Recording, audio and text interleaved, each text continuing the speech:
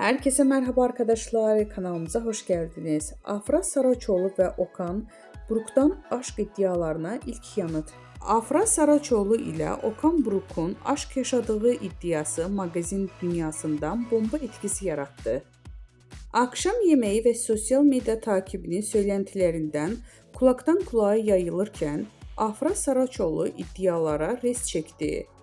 "Böyle bir şeyden haberim bile yok. Siz uyduruyorsunuz" diyerek söylentilerin fitilini daha başlamadan söndürdü. Bizden bu kadar arkadaşlar. Videoların devamını gelmeyini istiyorsanız da kanalımıza abone olmayı unutmayalım. Hoşça kalın.